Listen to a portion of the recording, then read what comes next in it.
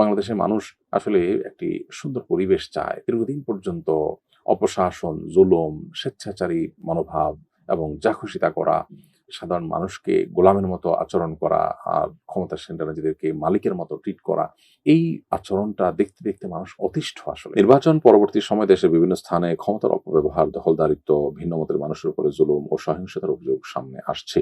এমন পরিস্থিতিতে দায়িত্বশীল রাজনৈতিক দল ও রাষ্ট্রের ভূমিকা কেমন হওয়া উচিত, এ বিষয়ে আপনার মন্তব্য জানতে চাই। প্রথম কথা হলো, নির্বাচন পরবর্তী সহিংসতা এবং ক্ষমতার অপব্যবহার, দখলদারিত্ব এগুলো বাংলাদেশে দীর্ঘদিন থেকে চলে আসছে। মানুষ এগুলো থেকে মুক্তি চায়। আমাদের রাজনৈতিক দলগুলো যদি এই বাস্তবতাগুলো উপলব্ধি করতে পারেন, তাহলে তারা নিজেরাও এদেশে দীর্ঘদিন পর্যন্ত তাদের কার্যক্রম পরিচালনা করতে পারবেন, মানুষকে সেবা করার সুযোগ পাবেন, আর মানুষও আসলে আল্লাহর কাছে তাদের জন্য দোয়া করবে।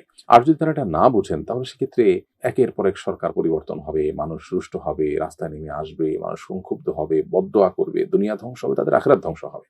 বিধায় আমি আশা করব যে আমাদের রাজনৈতিক দলগুলো এই বিষয়গুলোকে অনুধাবন করার চেষ্টা করবেন এবং তাদের, বিশেষ করে ক্ষমতাসীনদের দায়িত্বটা এখানে বেশি, তারা তাদের নেতা কর্মীদেরকে সর্বোচ্চ কন্ট্রোল করবেন। বাংলাদেশের মানুষ আসলে একটি সুন্দর পরিবেশ চায়। দীর্ঘদিন পর্যন্ত অপশাসন, জুলুম, স্বেচ্ছাচারী মনোভাব এবং যা খুশি তা করা, সাধারণ মানুষকে গোলামের মতো আচরণ করা, আর ক্ষমতাসীনরা নিজেদেরকে মালিকের মতো ট্রিট করা, এই আচরণটা দেখতে দেখতে মানুষ অতিষ্ঠ আসলে, এবং মানুষ এগুলো থেকে মুক্তি চায়। অতএব মানুষের চাওয়ার বিপরীতে গিয়ে খুব বেশি দিন আসলে টেকা যায় না। অতএব আমি আশা করব যে আমাদের দায়িত্বশীলরা তারা এই বিষয়গুলোকে বিবেচনা করবেন এবং জনগণের পালস বোঝার চেষ্টা করবেন। 2026-এর পৃথিবীর মানুষ এখন অনেক সচেতন।